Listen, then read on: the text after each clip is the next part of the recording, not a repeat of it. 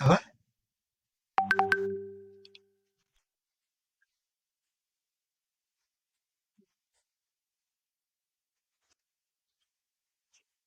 Oh iya, ada.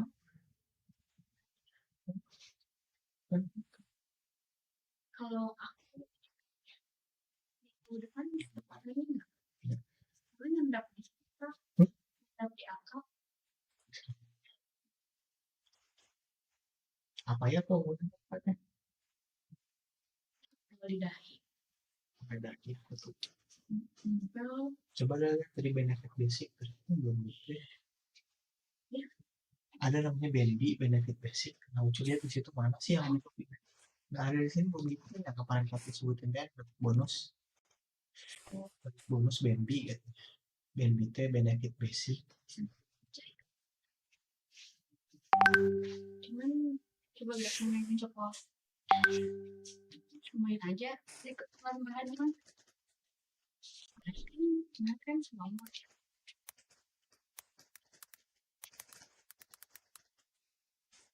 kartu udah 40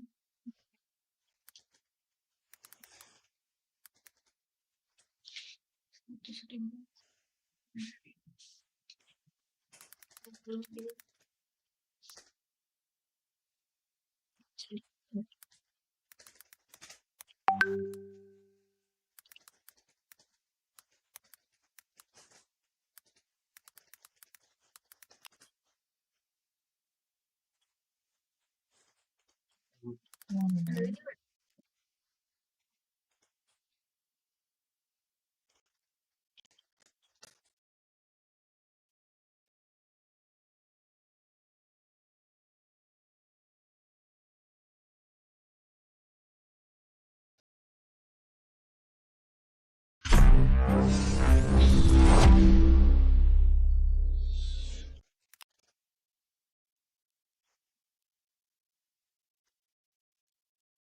Saya cok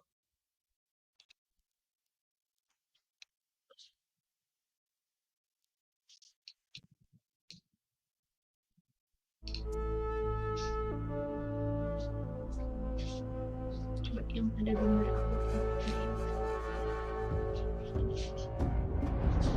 ini sama kan sama yang ini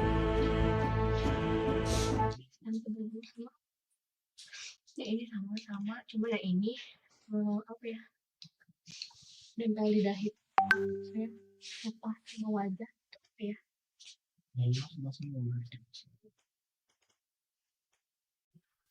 oh yang ini nih apa ya tadi aku nggak tahu tidak gitu kerudungnya dan kerudungnya pipis kayak aslinya tuh kan jadinya terus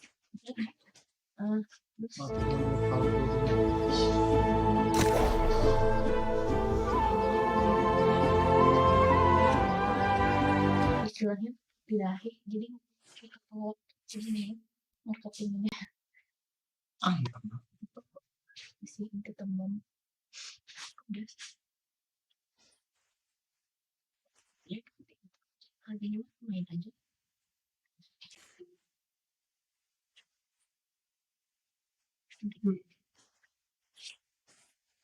belum ada yang belum ada yang kuat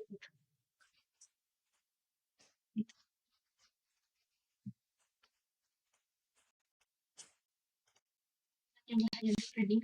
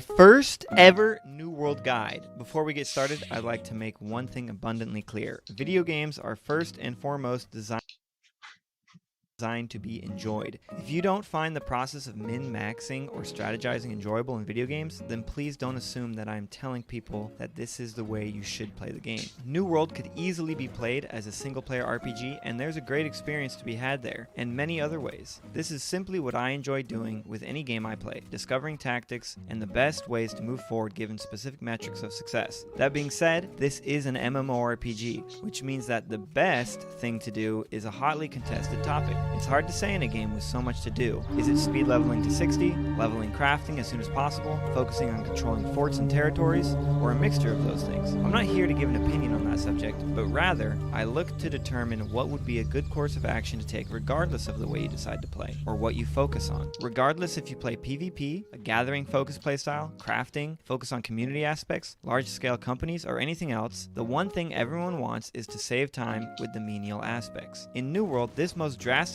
comes in three forms in the early game: inventory space, governed by bags; harvesting speed, governed by tools; and fast travel management, governed by inns, housing, and Azoth. In this guide, I will be focusing on upgrading bags, tools, and acquiring a house as early as possible to save as much time in the long run. This guide will not get you out to the absolute fastest start possible, but for players who neglect these things, you will pass them at around level 25, provided you are grinding as hard as they are. Also keep in mind that this guide is designed for a fresh server start. It's fine to be used as a new player guide, but not all the information will be viable if you join late. Whether or not you follow this guide word for word or simply use some of the information available to develop your own strategy, I'm confident that this guide is something most people have not considered. Once the servers go live, you will load into the intro cinematic, which can be skipped by pressing and holding left mouse button. Once you complete making and naming your character, you will wash up in the tutorial area. If you are unfamiliar with the basics of the game, go ahead and play through it. But for those of us who have already played through the tutorial multiple times,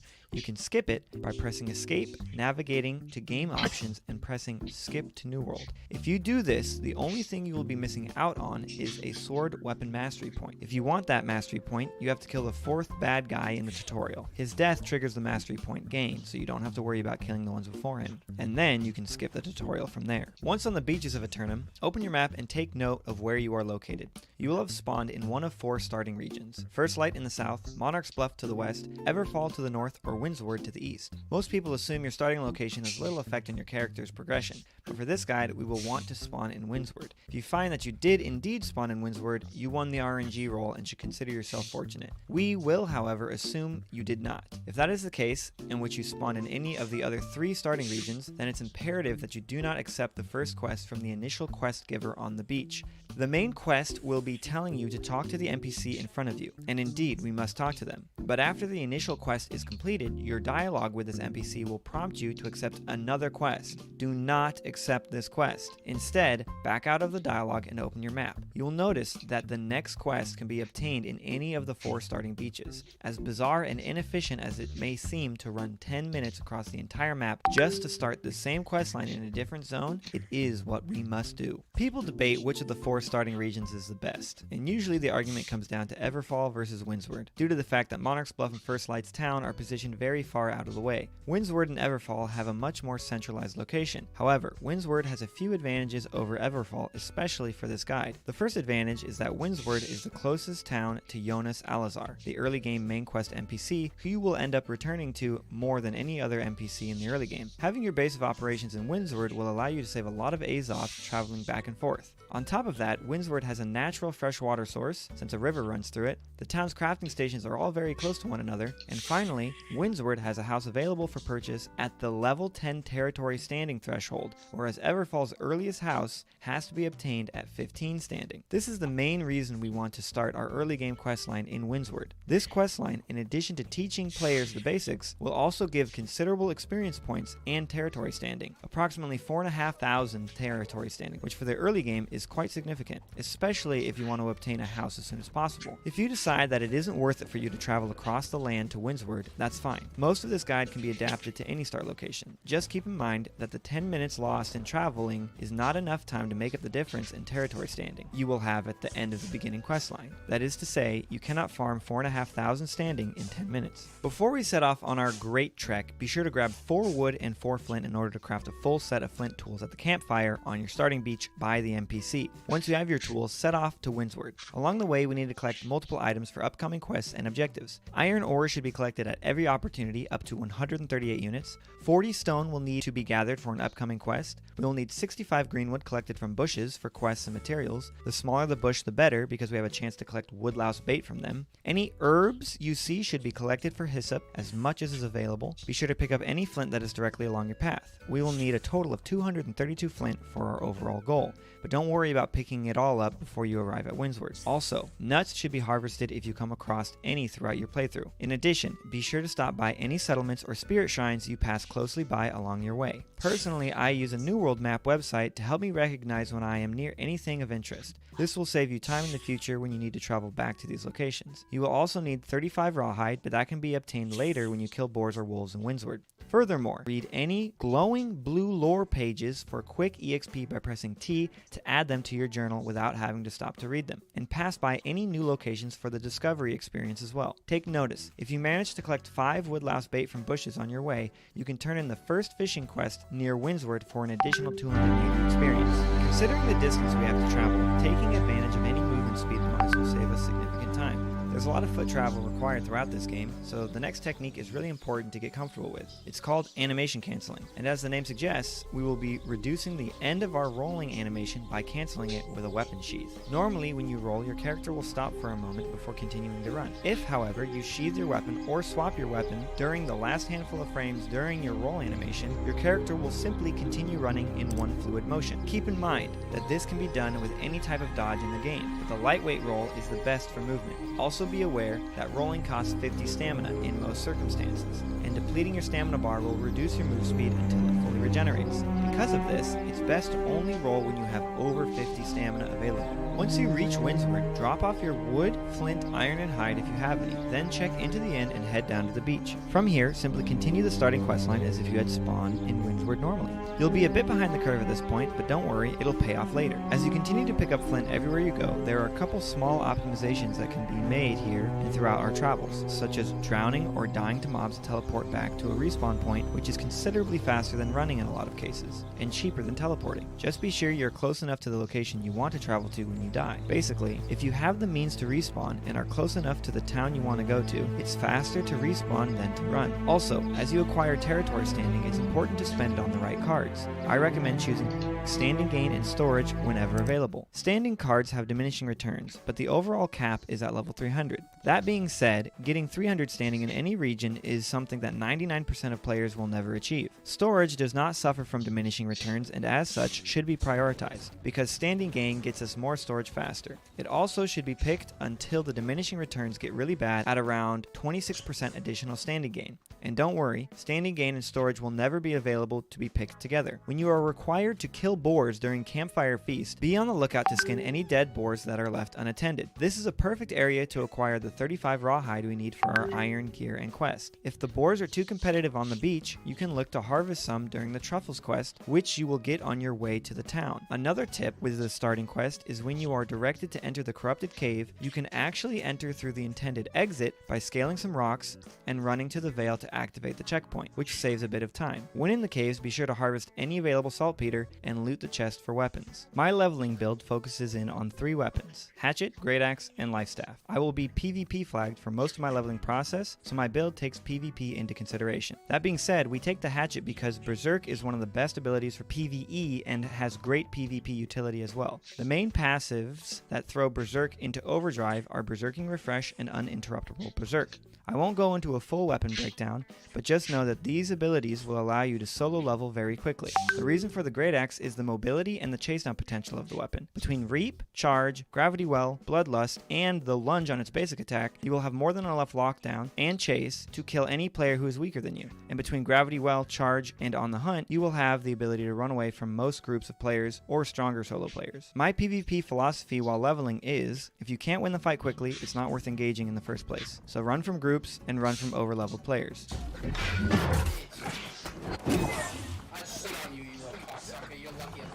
I know, I'm lucky.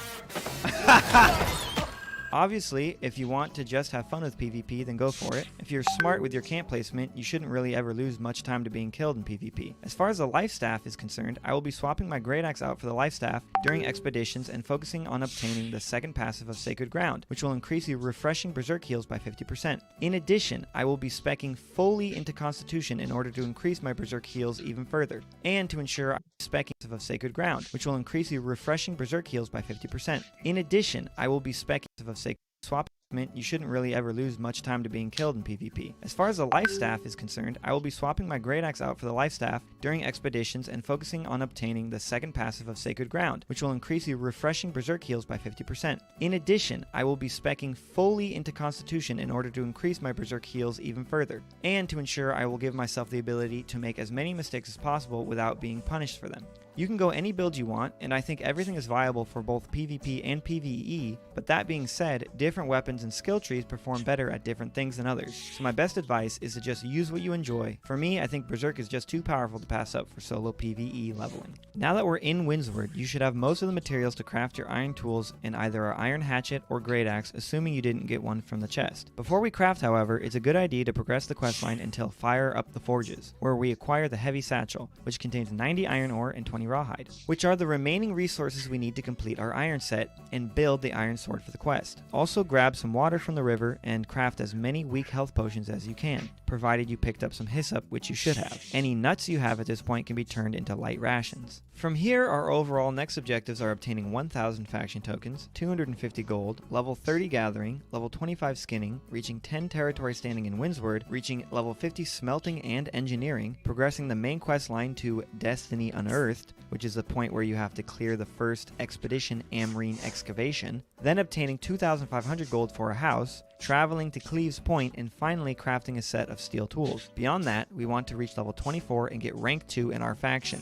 an additional 9,000 faction tokens, as well as an additional 1,500 gold, and finally level 50 leatherworking, then heading to Mountain Rise to craft tier 3 bags. Additionally, at this point, you can also craft a bunch of extra steel tools depending on the amount of flux you have to make some money on the market. To achieve all these goals, you will primarily want to focus on the main quest, but subsidize it with faction quests, both PvP and PvE, as well as side quests and town board quests. I recommend cycling through PvE faction quests every time you enter any town to try and roll quests near the main quest objective. I also recommend having a notepad to write down all your town board quests on. Town board quests give a lot of territory experience, so having ones that you can complete and removing ones that are not viable is important. We're looking for things like wolf kills, boar kills, rabbit or turkey kills, nightcrawler bait, woodlouse bait, flint turn-ins, weak health potions, and really anything that seems straightforward to collect. We want to avoid quests such as killing bears, alligators, lynx, or turning in large amounts of resources like 300 greenwood or something like that. While you're questing, it's important to be collecting resources along the way. You should still be collecting flint up to 232 total and nuts whenever you see them.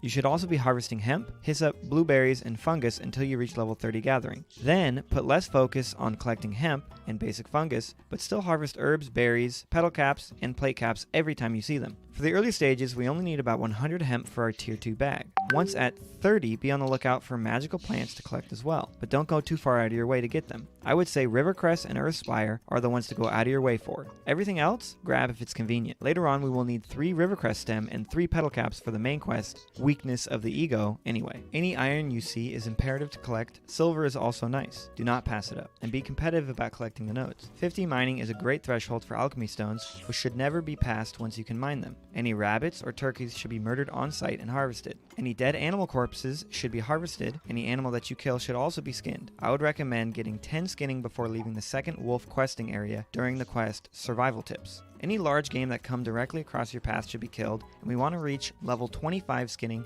before feeling comfortable with letting animal corpses rot. Wood, on the other hand, can be neglected and harvested when needed. Any supply crates you see should be collected. We are going to want as many refining reagents as we can get our hands on, especially flux, and to a slightly lesser degree tannin. At some point, if you're progressing the early main quest and side quests, you will be given the quest Between Innkeeps. This quest will reward a tier 1 bag, which will increase your carrying capacity by 50 pounds. However, once we obtain 1,000 faction tokens, which should be shortly after this quest, if you have been doing faction missions, we will be able to purchase a minor rune of holding for 250 gold at the faction shop.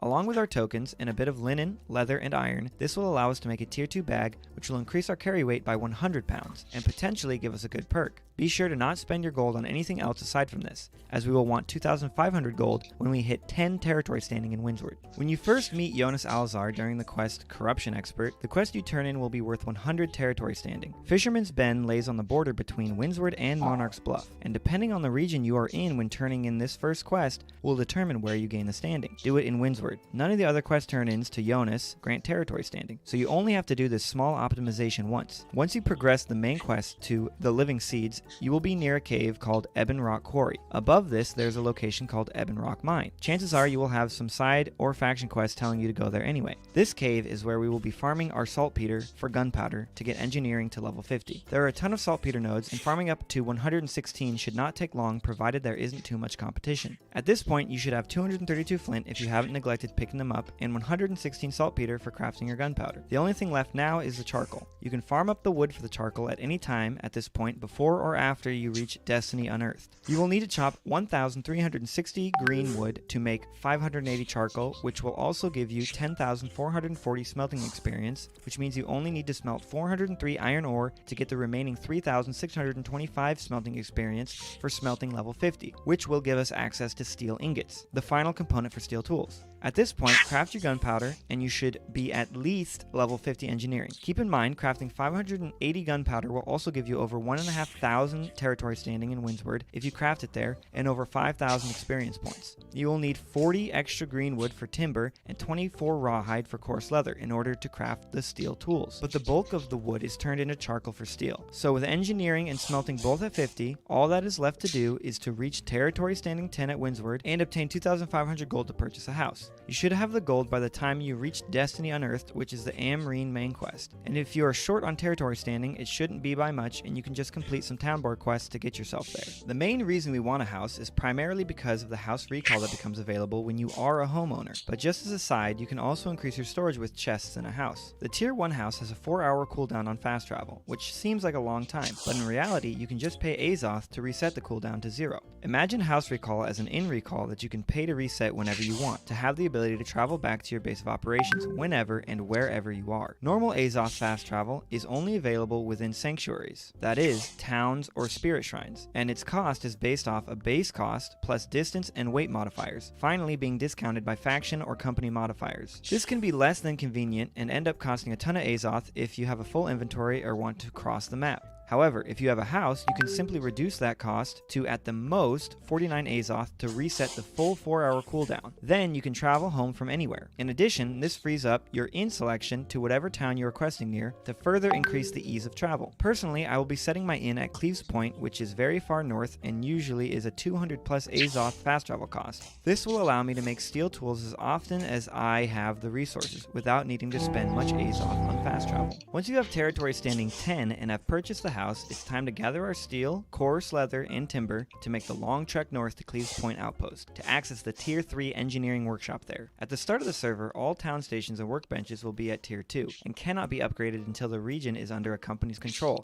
and chooses to upgrade a specific station with gold and town board contributions. We need a Tier 3 engineering workbench to craft steel tools. Fortunately, the northern regions start with Tier 3 stations, thus why we must travel to Cleves Point Outpost. This is a very treacherous journey, and great care should be taken to avoid getting obliterated by the high-level mobs. Because all the mobs in this zone will be over 10 levels above you, they will have increased aggro range. I recommend light armor to help you dodge any attacks that come your way. The main thing to look out for is wolves or other four-legged animals. They have a leaping attack that can reach you while running. It's very important to dodge these attacks as they perform them and not too early. It's imperative to not run out of stamina during this journey, as the reduced move speed will prove deadly. You can make camps every 500 meters to give yourself a safety net if you do indeed die, so as to not be sent back to Timbuktu. Once you make it, be sure to check into the inn and then simply craft your steel tools with Azoth, and pick the ones that roll the yield perk. I personally think yield is the only important perk on tools, but luck and experience are nice as well. At this point, you have your set of steel tools, but now we need to increase the amount of flux we have in order to continue to make a lot more to sell. My best advice is to continue doing side quests or clearing Amrine excavation with a good group until you reach level 24.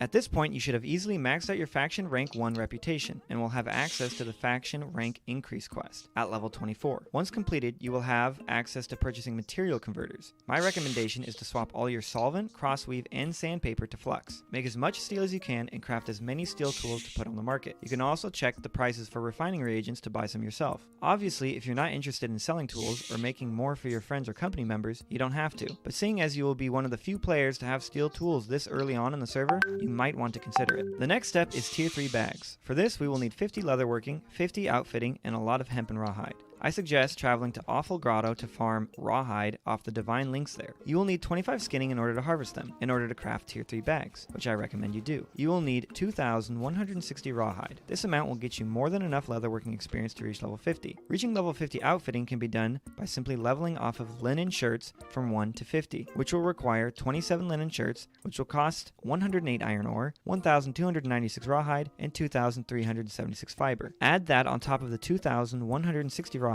and we will need a total of 3,456 total rawhide. Alternatively, you can subsidize some of your outfitting experience with weak oak flesh balm, available at level 20 outfitting. To get from 20 to 50 on just balm, you will need to craft 227 of them, which will cost 227 oil, 227 earth motes, and 227 water motes. Motes are pretty valuable, but this will save you considerable time if you have a bunch stored up at this point from farming magical plants. You will also need 75 linen and 30 iron or steel ingots. The last thing you will need is 3 major runes of holding, which in total will cost 1,500 gold and 9,000 faction tokens. However you go about it, you then need to travel north again, this time to Mountain Rise, to access the tier 3 outfitting station. Mountain Rise is in Shattered Mountain, which is the highest level area in the game, so I recommend placing camps down since it's easy to get one-shot by random arrows. And that's all, folks. I didn't get much endgame footage because I didn't access much endgame content. During the closed beta, I reached level 50, and during the open beta, I was focusing on getting footage. But if it's endgame guides you're looking for, I'm sure there's plenty of other videos on YouTube to help you out in that regard. The last tip I will leave you with is the most important one I could possibly ever think of: have fun. This is a game after all, and you should play it however you want, regardless of how anyone else plays. I'll see you all in a tournament. But yes, if anyone's interested, I will be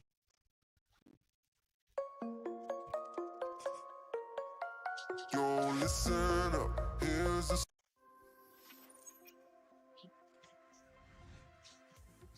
What's going on, guys? Vulcan here, and today we are talking about some of the biggest mistakes to avoid as a player in New World. Now, there are 9 of these in total. A lot of these are things you just might not know about, but they're going to make your experience better. So starting with number 1, I want to talk about faction seals. So once you choose your faction, you can start doing faction missions. You can see here PvE, PvP, do whichever one you want, and they'll all reward you with faction tokens right up here. Now, next to faction tokens, we have buy rewards. Once you open your reward screen, you'll see a whole bunch of gear, ammunition, potions, all that fun stuff. But you'll also see things called seals. So for instance, we have a cleric seal here. Now, these seals are very powerful, but they can be a little confusing for new players coming in. So seals are used to change the stats on particular pieces of gear. So for instance, we have the Marauder Cleric Seal, which will change the attributes of Marauder faction armor, so anything within this window, to Constitution and Focus. So if I look at this piece of gear here, which is Legguards of the Barbarian, let's say I want to keep this heavy leg wear, but I don't like Strength and Constitution. I would instead like Focus and Constitution. I can buy this piece of gear, I can buy this seal, I can take them to a blacksmithing station. The legs have to be in your inventory. You can't have them on. So take them off and a recipe will show up. You click on that recipe, it'll consume your seal, and it'll change your attributes to Focus and Constitution that you can use. So we have the Cleric Seal, we have the Occultist Seal, which is Intelligence and Constitution. We have the Brigand, which is Dexterity and Constitution, and the Barbarian here, which is Strength and Constitution. So this is a really good way to go through and kind of maintain whatever armor weight you would like to have, but also have the stats you want on your piece of gear. So keep in mind, these are out there, use them. I would recommend not using them for early game just because you're going to be going through gear fairly quickly and you don't want to burn 100 tokens plus whatever else you have out here all the time. So make sure to think through it and use it when you need to. So moving on to number 2, we have another thing that people either might not know about or they just run past it and they don't realize that it's something that they need to take advantage of, and those are supply cards. So here I'm in First Light, and my company owns this territory as well as the faction owns this territory. So there is a supply cart that I can take advantage of. Now the one in First Light is like your cooking materials. So you can see here I have fish and pumpkins and all these other things. You can pick these up once per day, I believe, and they give you a bunch of materials to use. Now each area has a different supply cart that you can take advantage of. So Windsward has like fiber.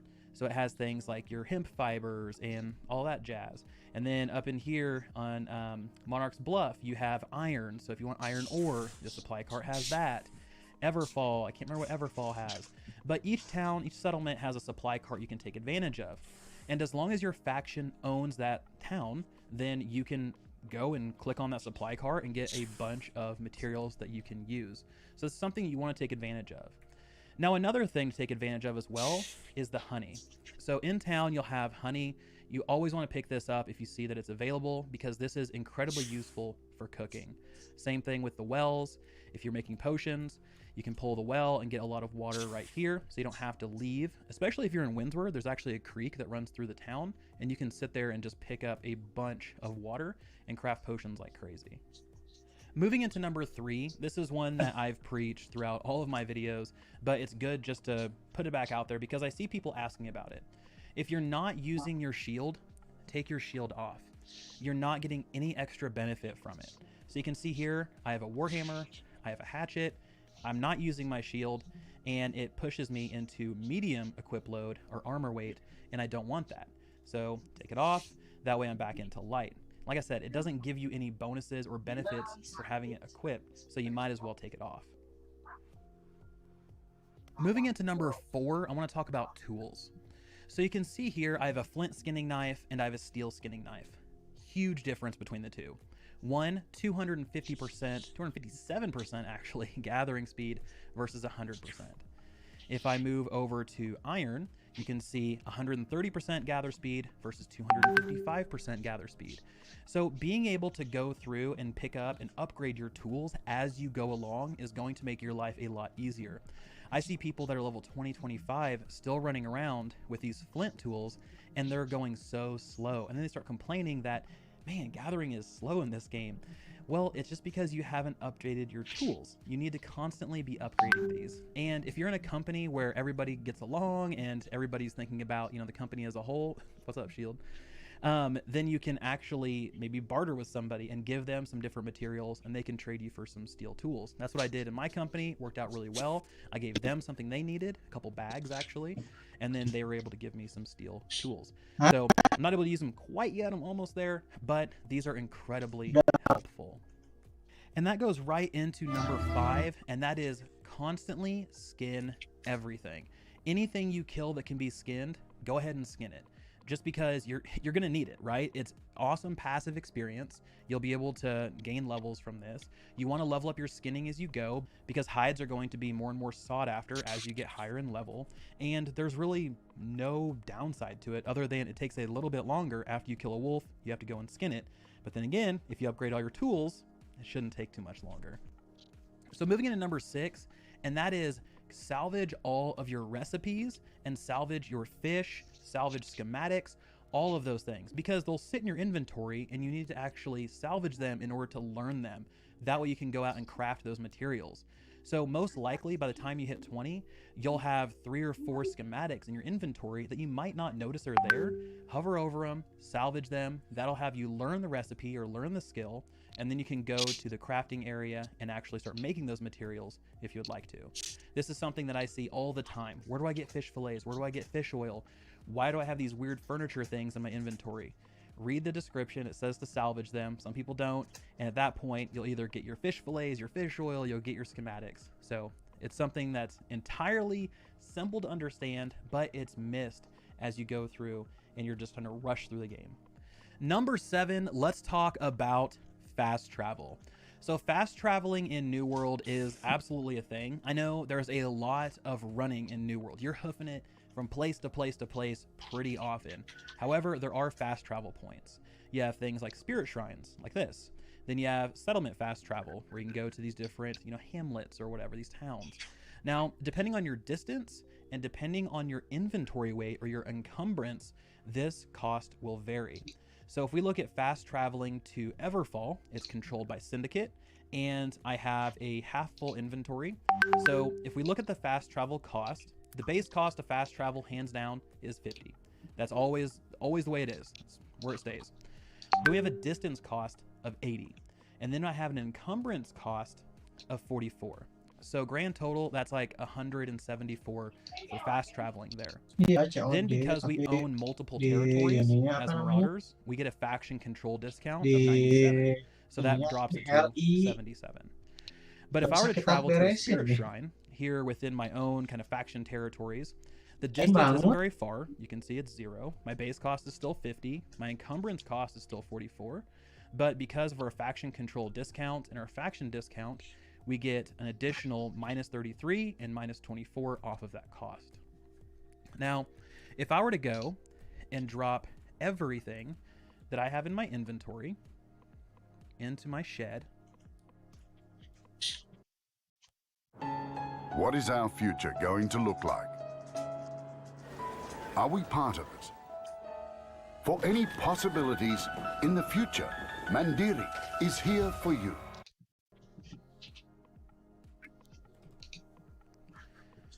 So let's take and just drop everything I have.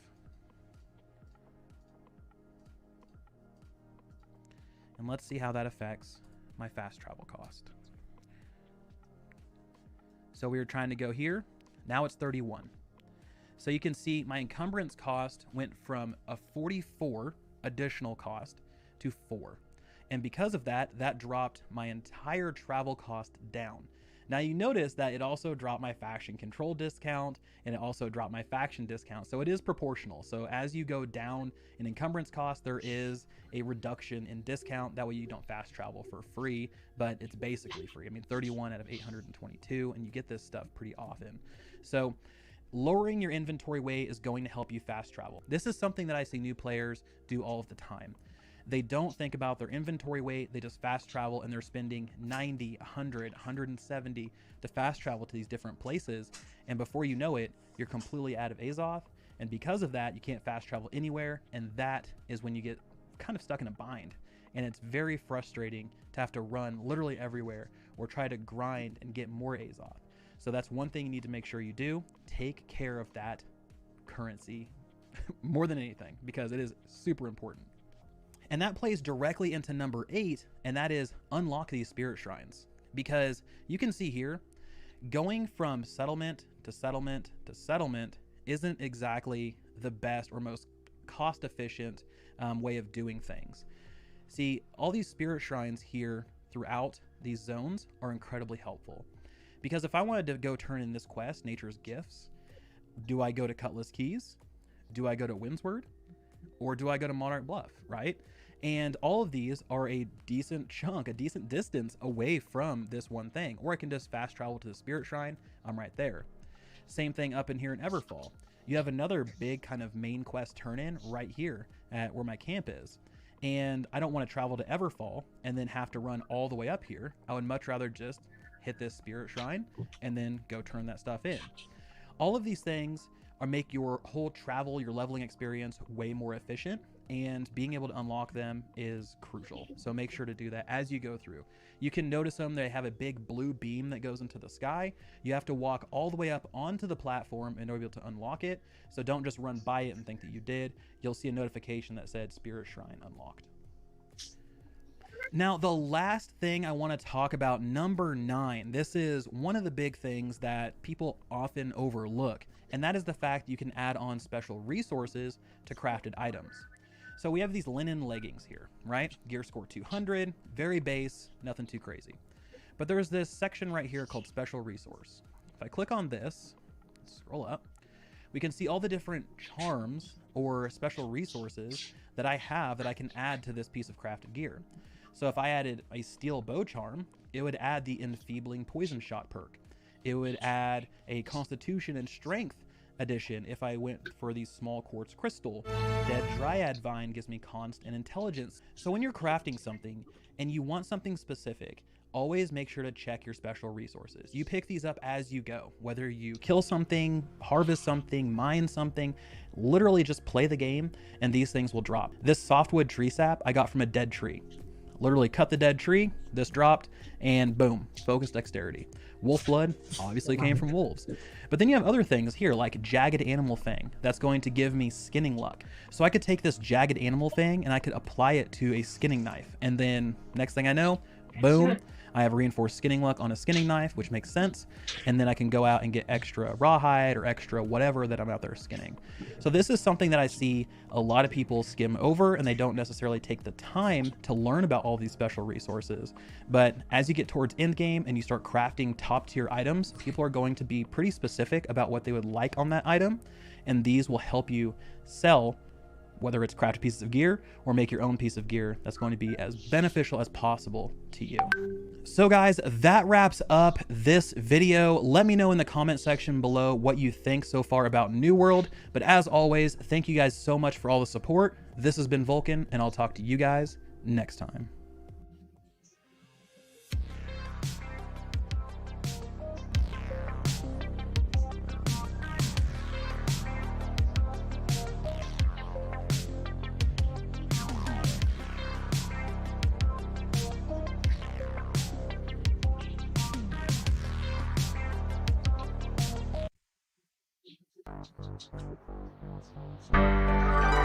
Namaku Grace.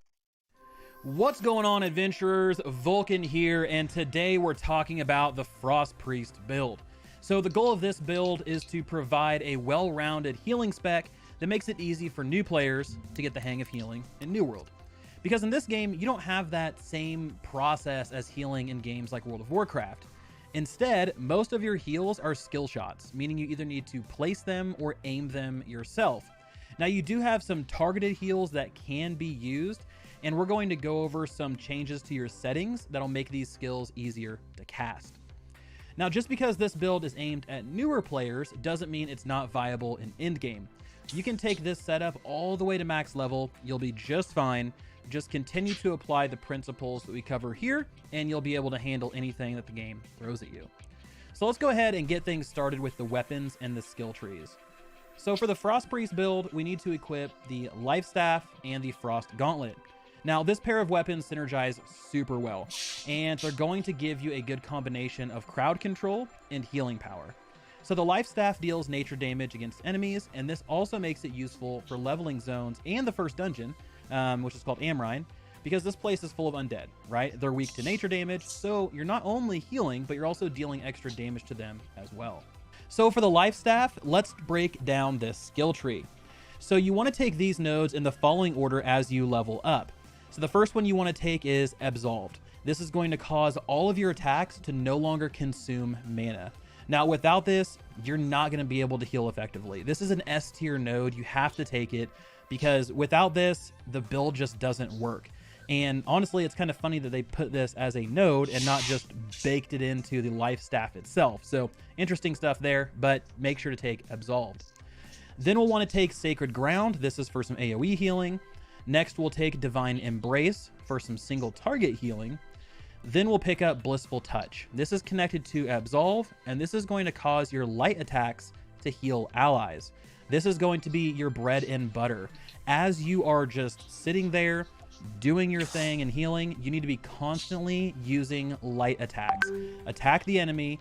As your attacks pass through party members, it'll heal them for 20% of your weapon damage. So this is going to be your filler. Just do this all the time. Next thing you want to do is grab Bend Light. This is over in the Protector tree. This is going to cause your healing to increase by 20% after you dodge. So as you're going through and you're fighting bosses, you're out PvPing, whatever you want to do, make sure to be kind of not consistently, but dodging fairly often. That way you can keep this buff up. Then you want to grab Beacon. Now, Beacon is a great skill. This deals damage to enemies, but it also creates an AoE healing ring around that target for 10 seconds.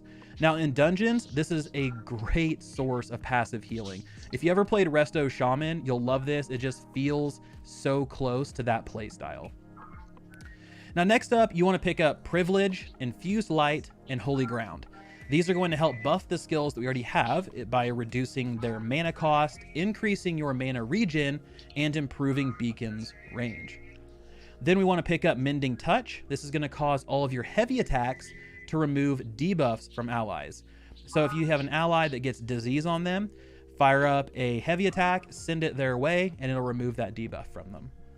Next thing you want to grab is Radiance's Blessing. Now this is for Beacon. It makes it last 5 seconds longer, so no brainer. Make sure to pick that up. Next we have Blessed. This is going to give Sacred Ground much more healing output because all your allies that are in Sacred Ground, their incoming healing is increased. Then we want to grab the Shared Struggle node under Divine Embrace. So this is going to create a chain heal to other nearby party members who are low on health. Again, this really kind of plays into that Resto Shaman. So as you're healing with Divine Embrace, if there is another weakened ally near them within 8 meters, then you'll heal them as well.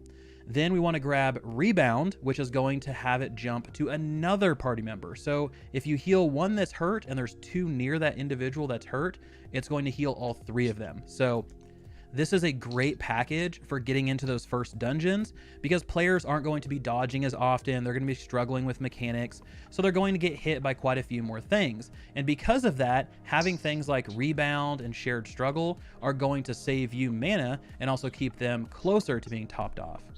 Then we have Sacred Protection and Intensify, both support nodes, so we want to make sure to grab those. And then lastly, we have Spirits United, which is going to increase our mana regeneration, Revitalize, and Desperate Speed. Desperate Speed is going to help with cooldowns.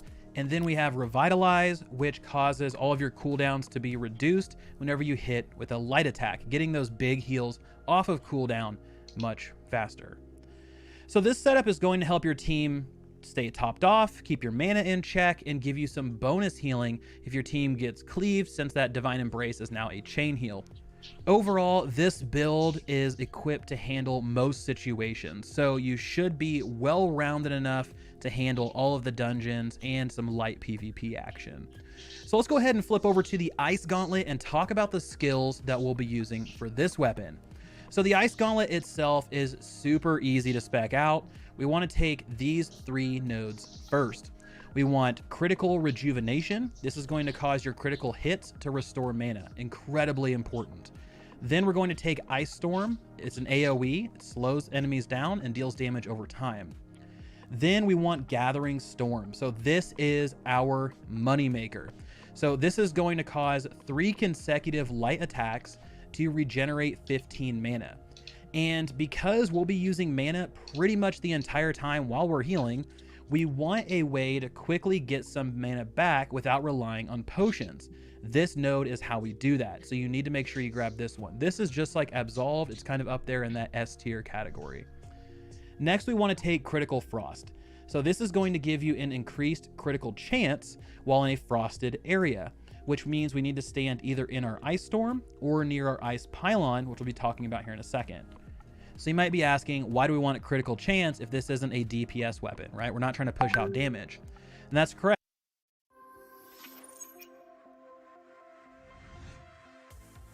What's going on, guys? Vulcan here, and today we are talking about some of the biggest mistakes to avoid throughout all of my videos, but it's good just to put it back out there because I see people asking about it. If you're not using your shield, take your shield off. You're not getting any extra benefit from it. So you can see here, I have a Warhammer, I have a hatchet, I'm not using my shield, and it pushes me into medium equip load or armor weight, and I don't want that. So take it off, that way I'm back into light. Like I said, it doesn't give you any bonuses or benefits for having it equipped, so you might as well take it off. Moving into number 4, I want to talk about tools. So you can see here, I have a flint skinning knife and I have a steel skinning knife. Huge difference between the two. One, 250%, 257% actually, gathering speed versus 100%. If I move over to iron, you can see 130% gather speed versus 255% gather speed.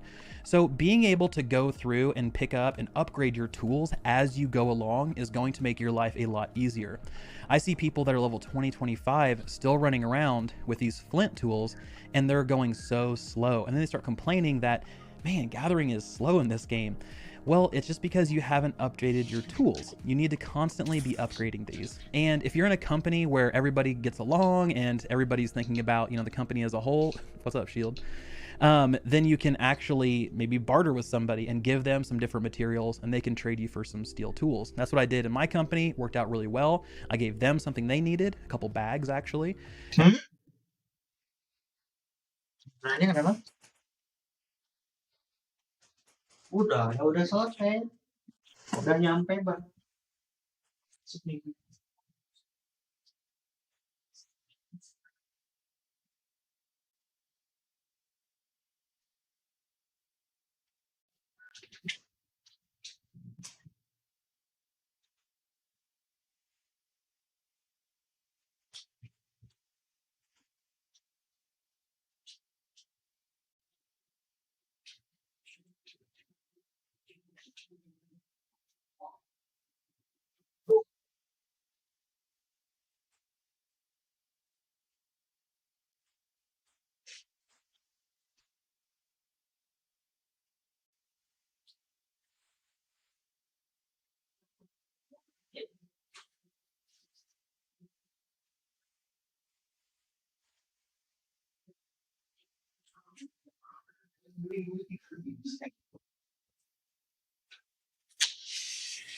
Enam belas, 14, 13, 12, 11,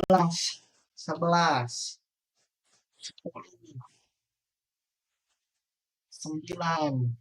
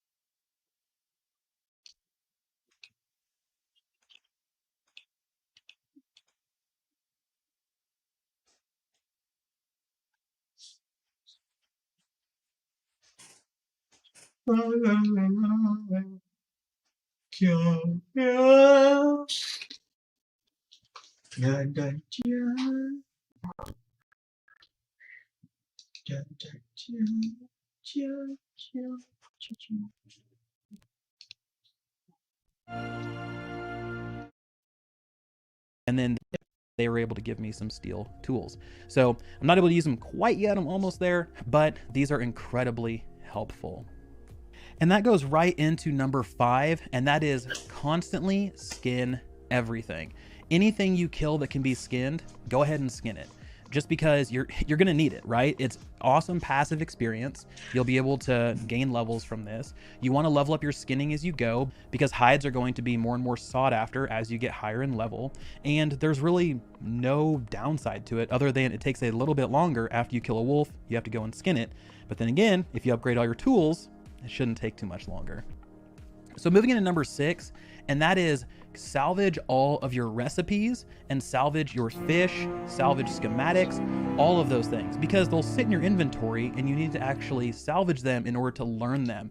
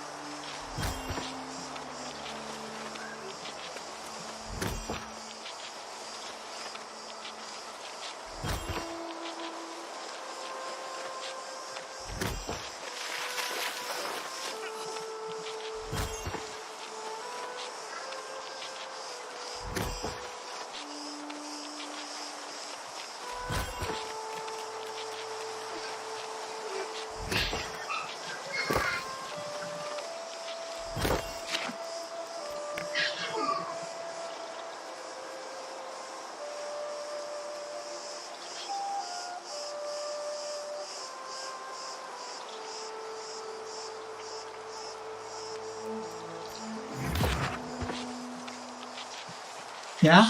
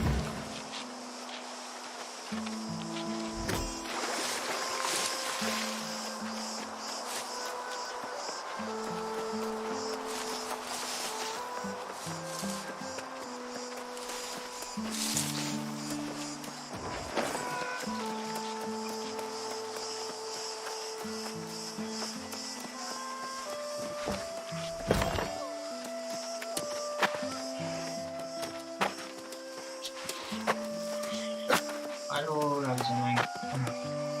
Apa? Iya.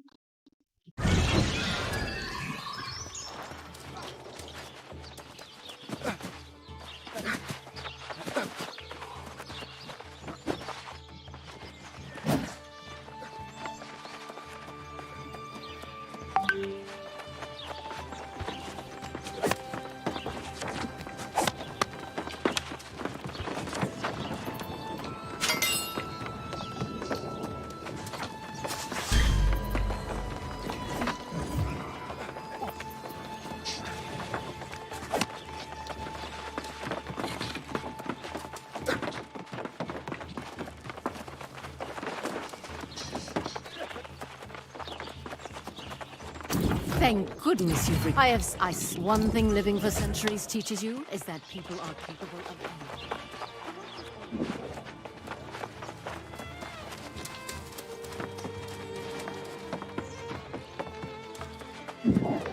Oh, my heart is filled with joy to see you again. Oh, my heart is filled with joy to see you again.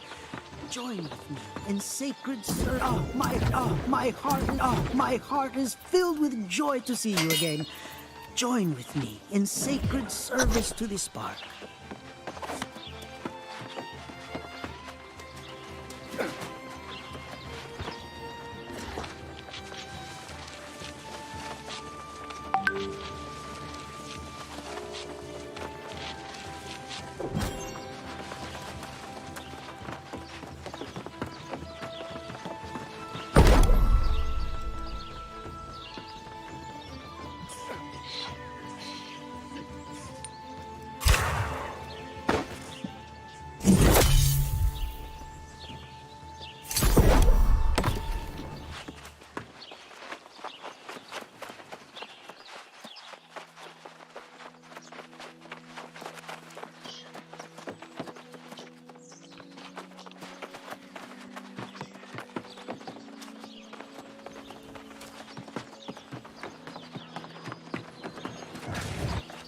Out to Nyharts and back unscathed.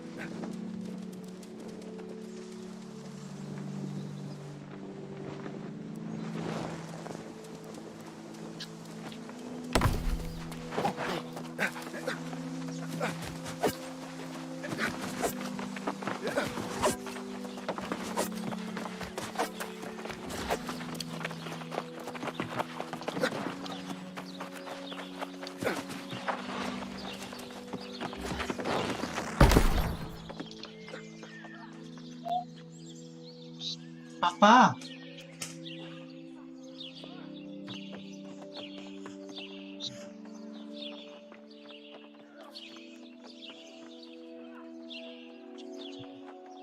Ini, pentingnya ambil.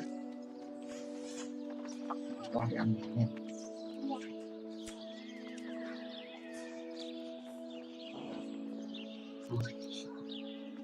Tempel-tempel ini ya. Bisa tempel-tempel sendiri mah bisa. Di guntingan ini ya, tindak guntingan ya. Bisa buat di sini. Bukan ya? Coba nanti lihat gambarnya. Kalau sayapnya di sini nih. Sini ya.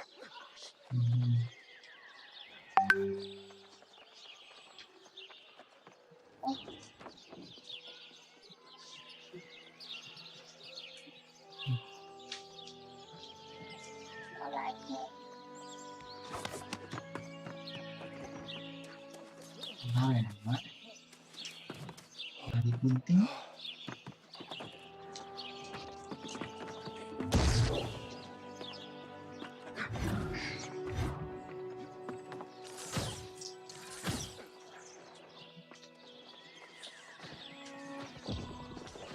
Ini apa?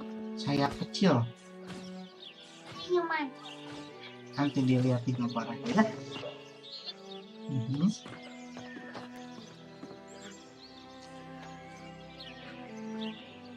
Coba kira-kira di mana ketepatnya?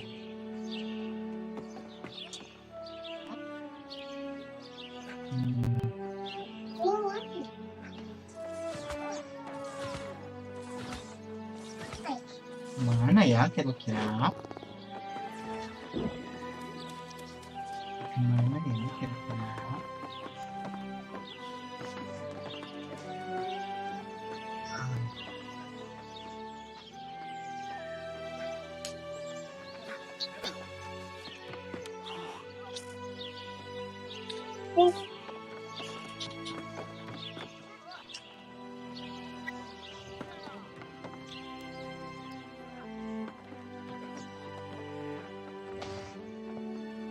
Nah, ambil kertasnya buat tempel. Ambil kertas buat tempelnya.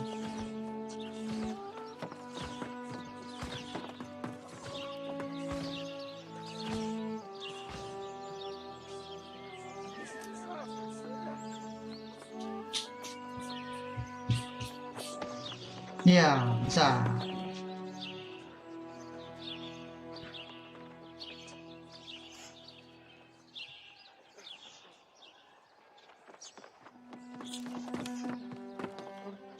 Lem aja, ada lem nggak?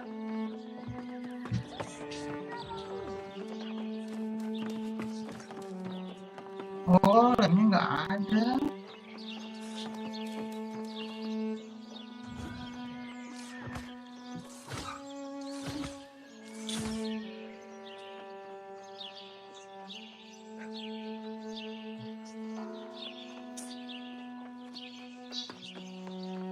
Ya?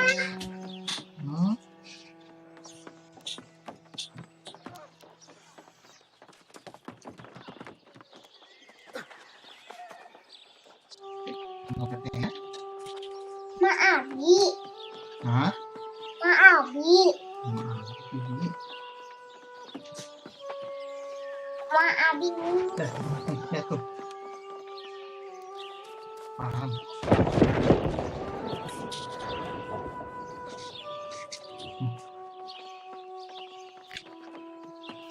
Oh.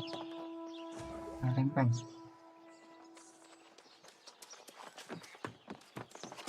Ini di sini.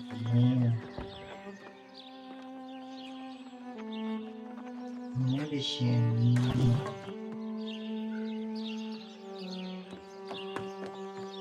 Ini di sini.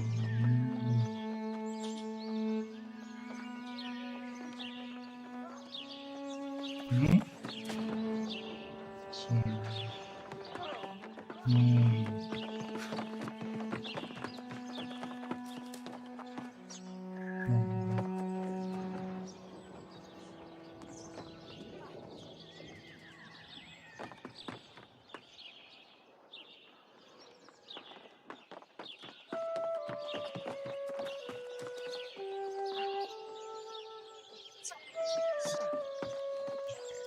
cinta.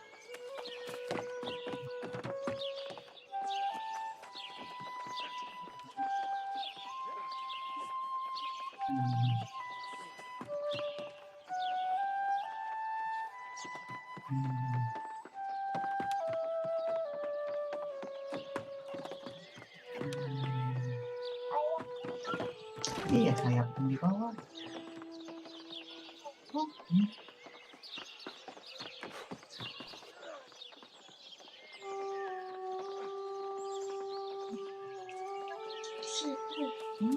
Tuh, dah.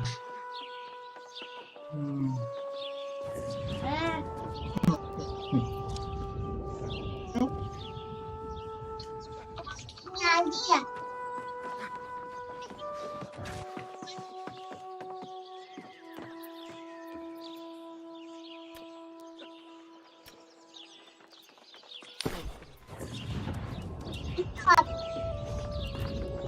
Apa?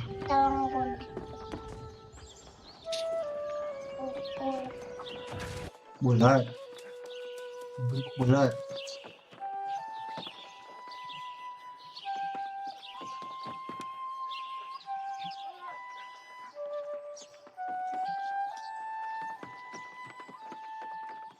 Nah, Ini gunting. Gunting sini. apa itu? Ya, no.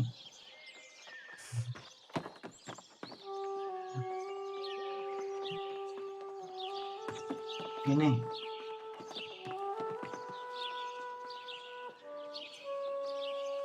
Udah. Nah. Nah.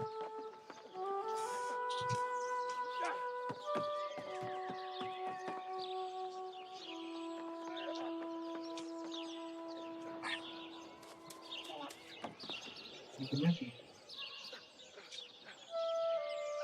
Nah, nih.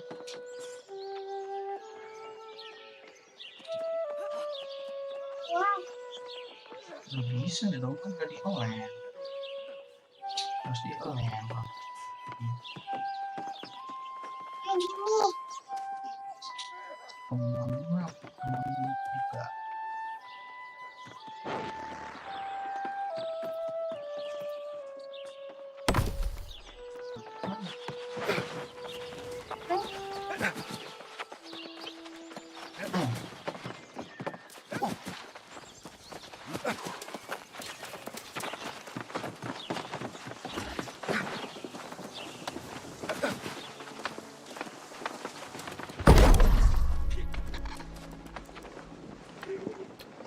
Dulu Bang.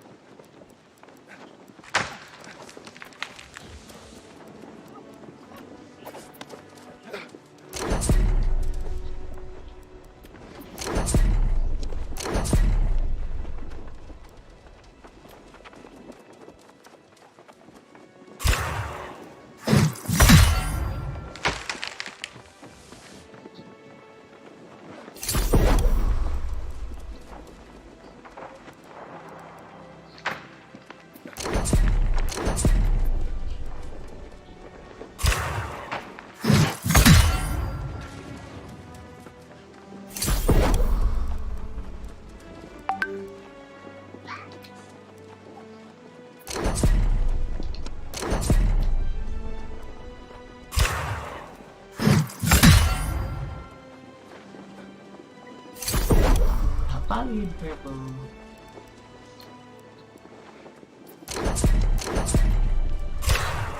Main.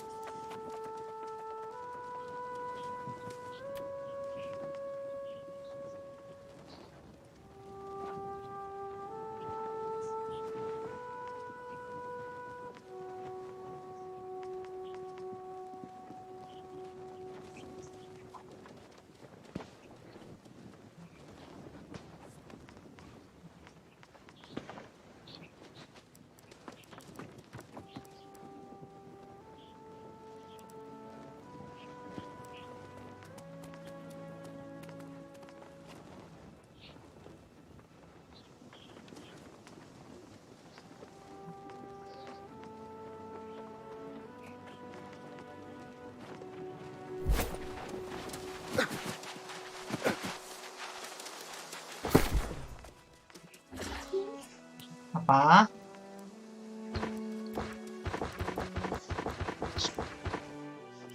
Apa?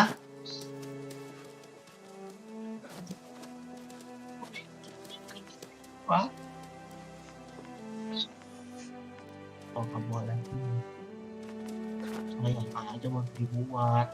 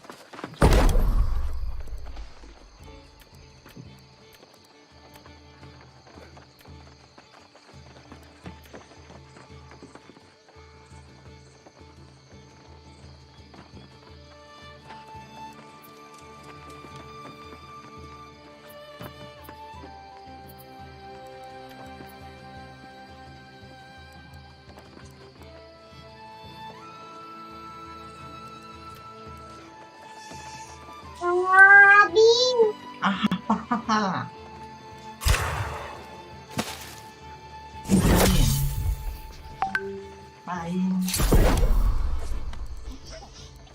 Main.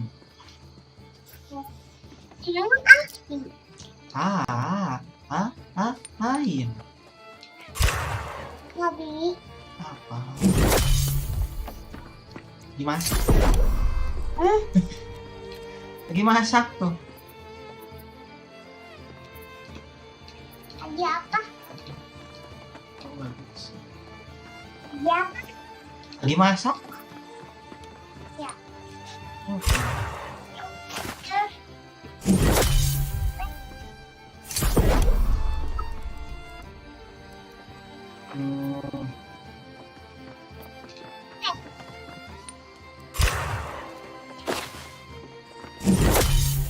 Tuh makan apa tuh, bubur? Bubur.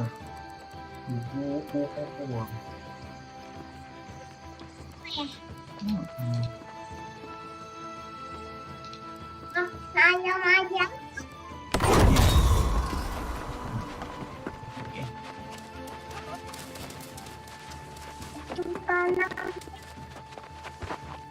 Masuk ke dalam sana om. Masuk ke dalam sana. Ayo ke dalam sini. Jatuh.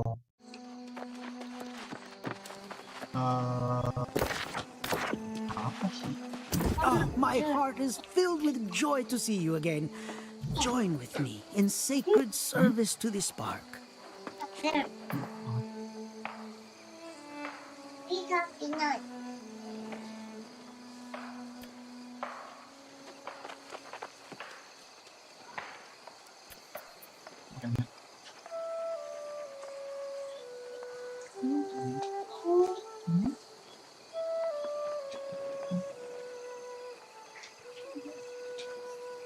Istirahat lagi ya.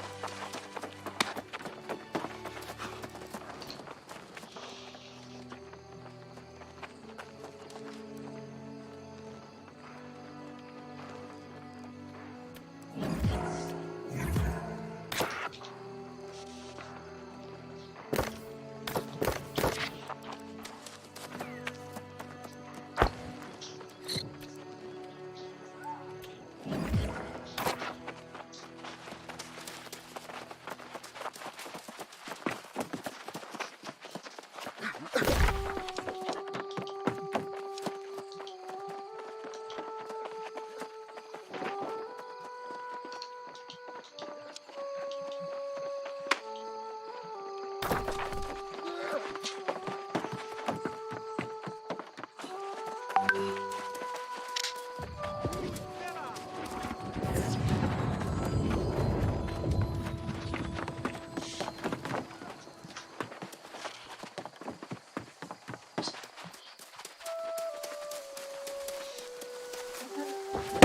yang kayaknya pergi ya.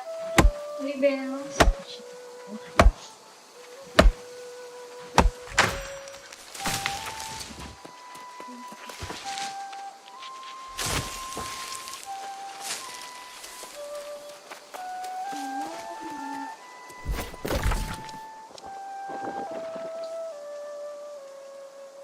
Lagi aja ya. Tadi aku bilang buat sih berapa ya?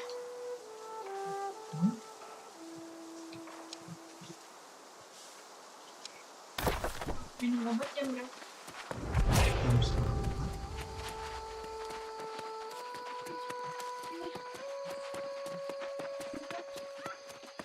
Ngapain sih? Jangan.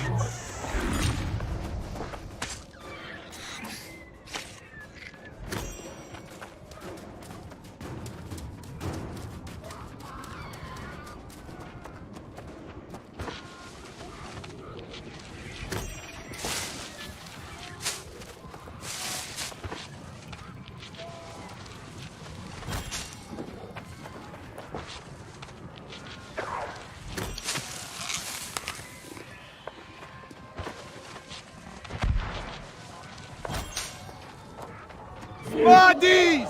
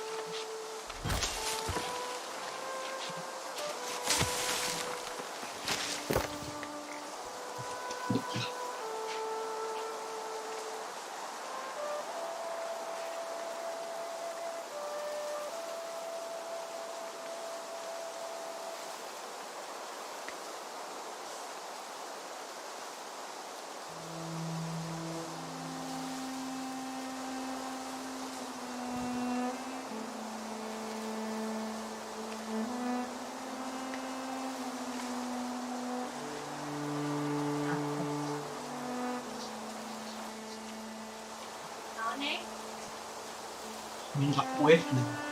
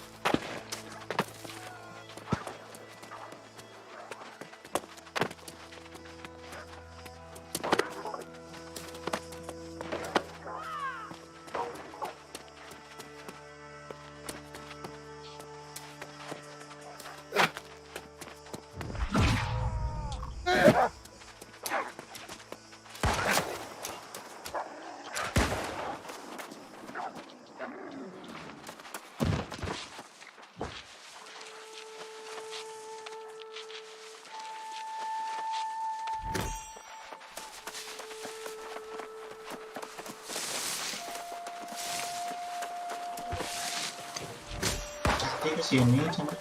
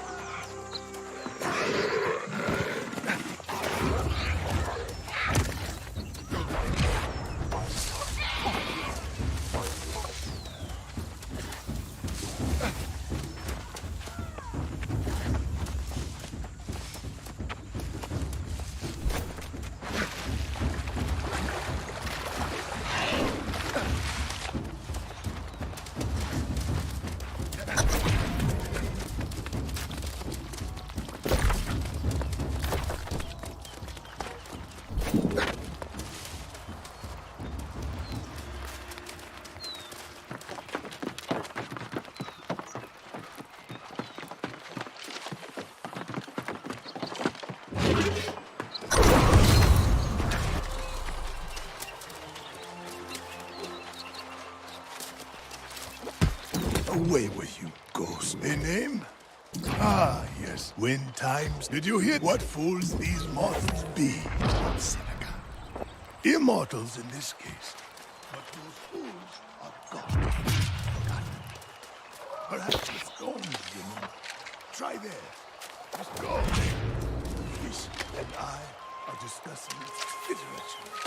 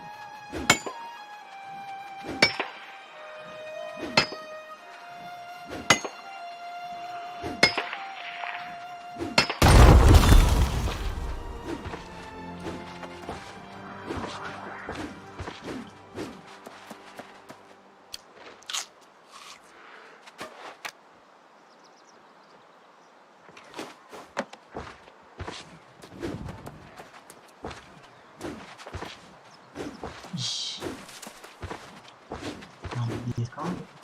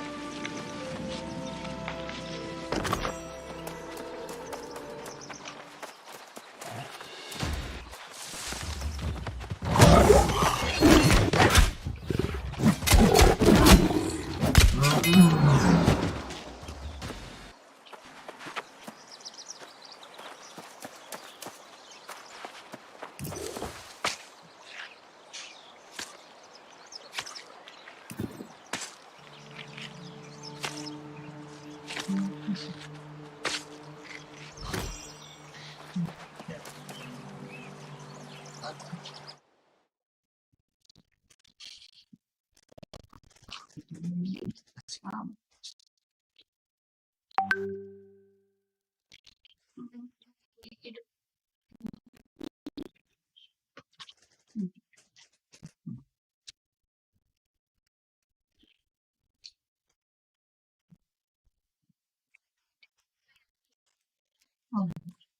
Nah, udah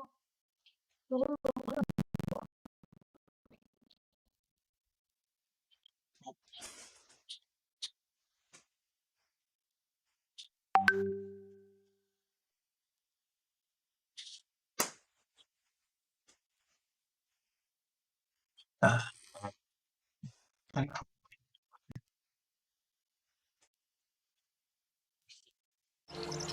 enggak ini. Hah? 3 jam.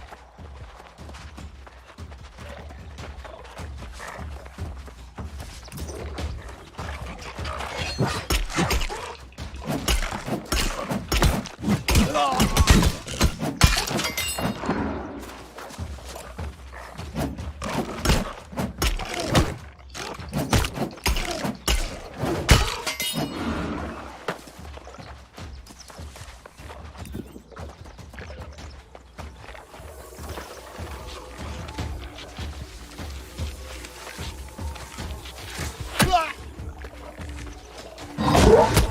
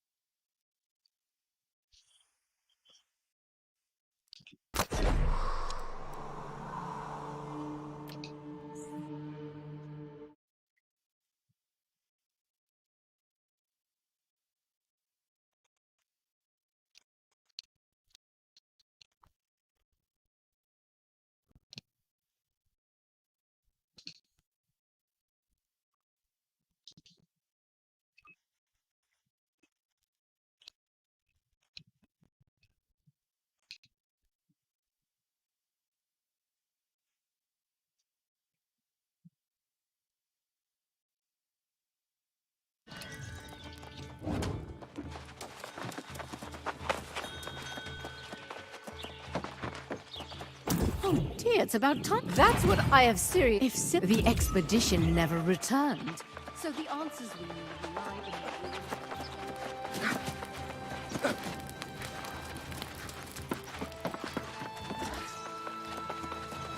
Oh, my heart is filled with joy to see you again. Join with me in sacred service to the spark.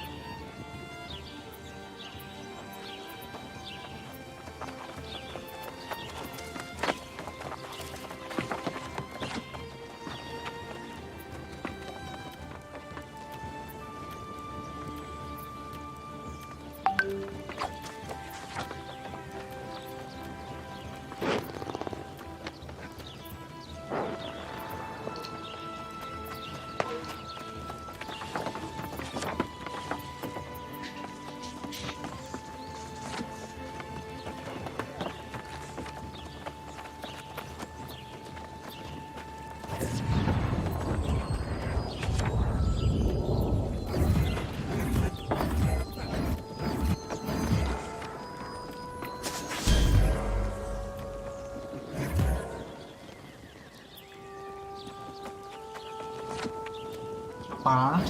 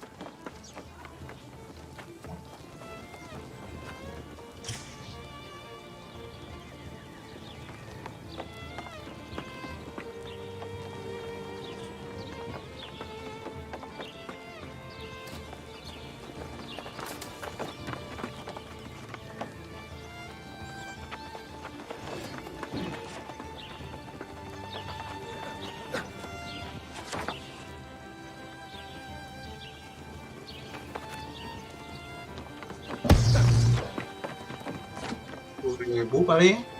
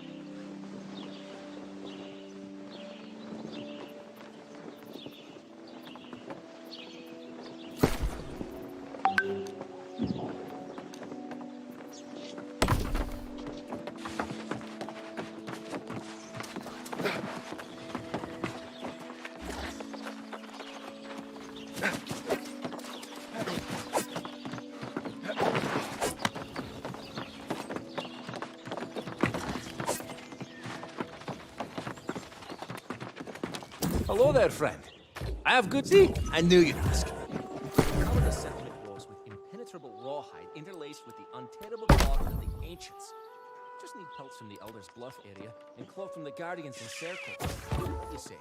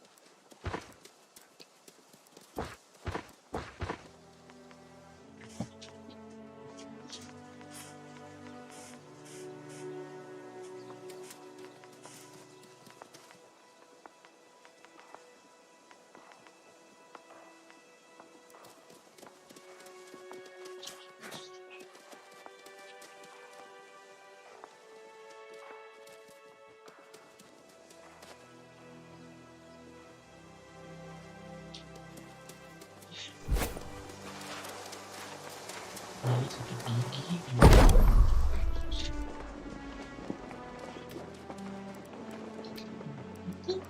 Apa?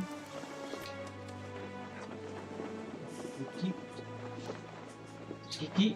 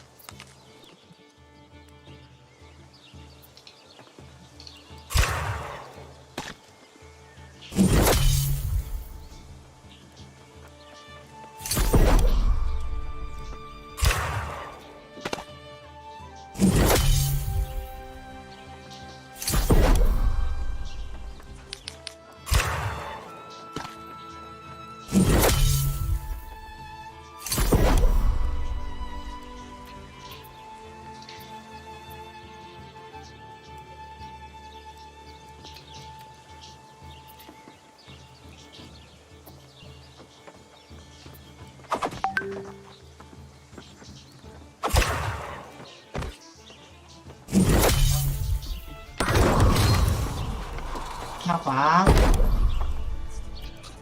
Iya, bentar mau mana ya?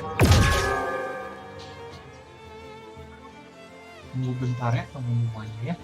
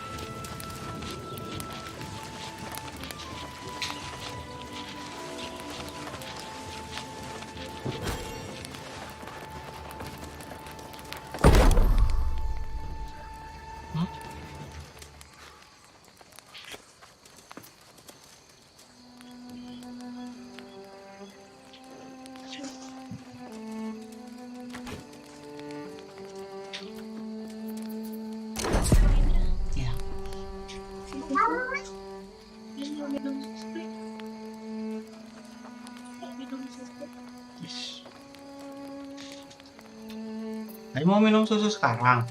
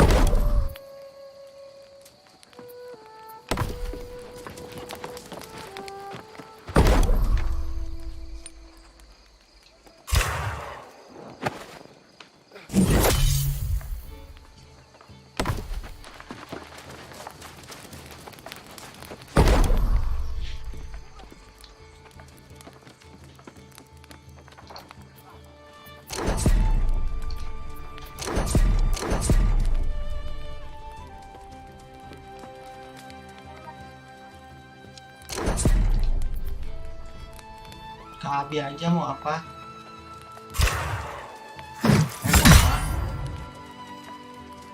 Mau apa? Boleh. Yuk buat yuk. Oke, main sini.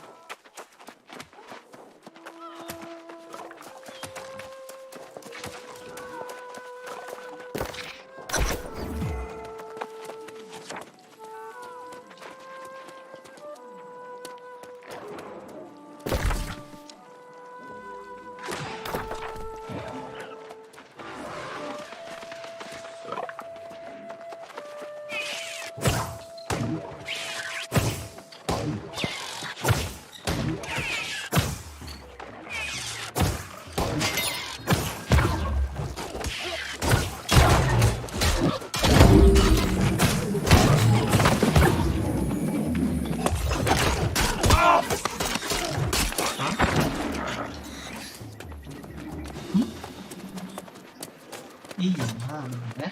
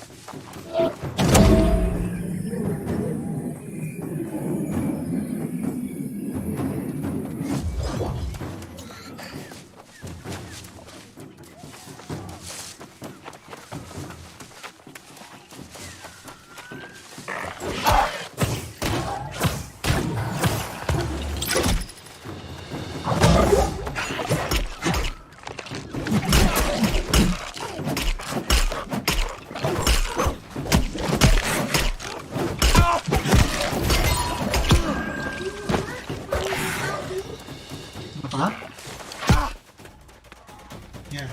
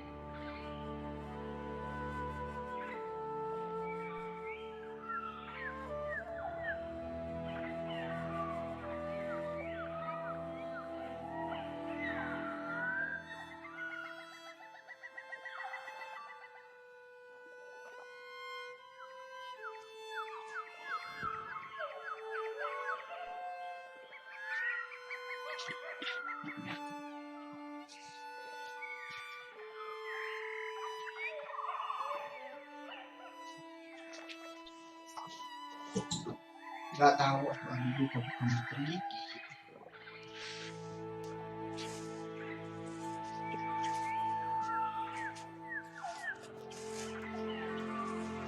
Lama. Nah.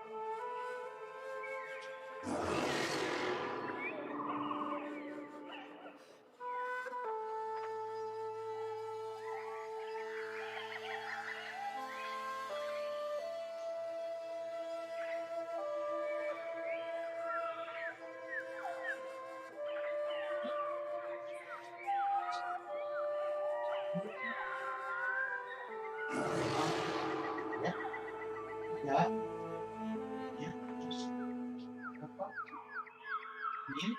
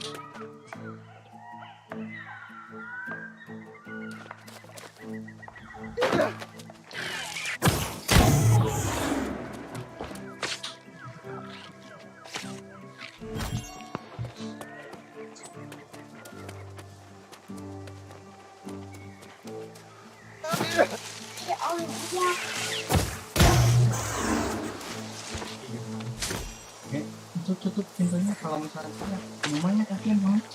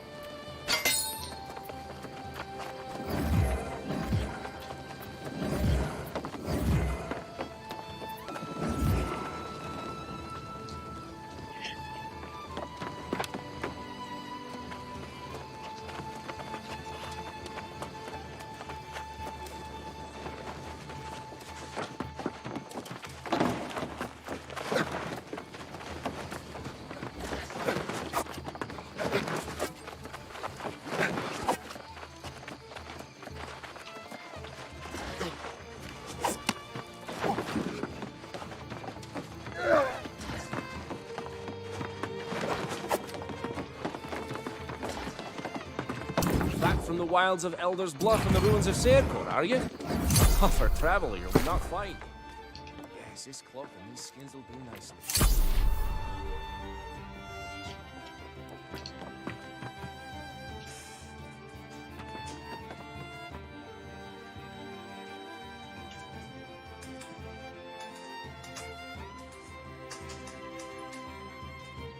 Bobo. Bobo.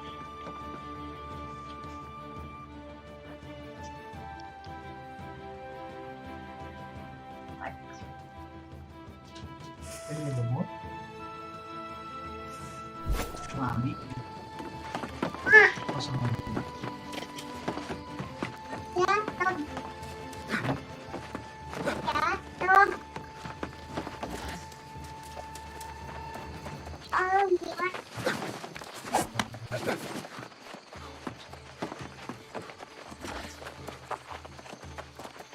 To return from goodness me.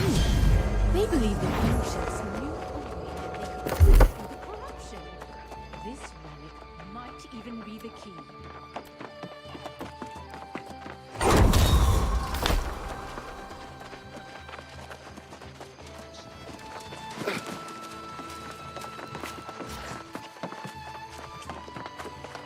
Oh, my heart is filled with joy to see you again. Join with me in sacred service to the spark.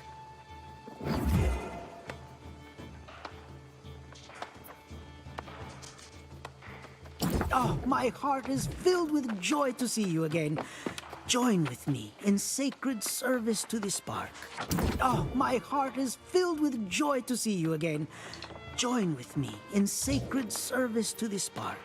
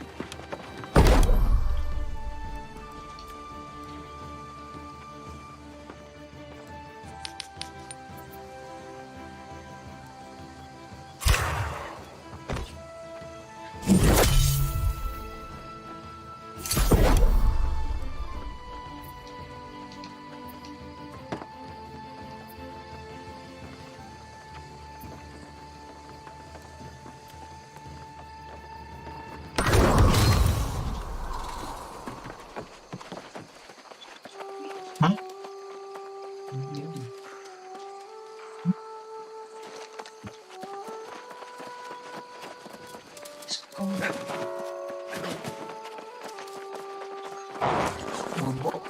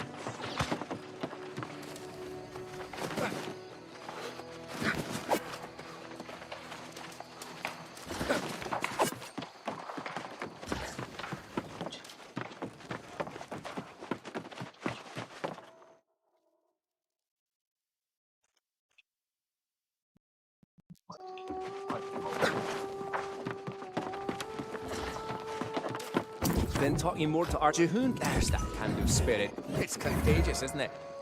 He mentioned Chris in a prism of some sort in the ancient ruins to the west.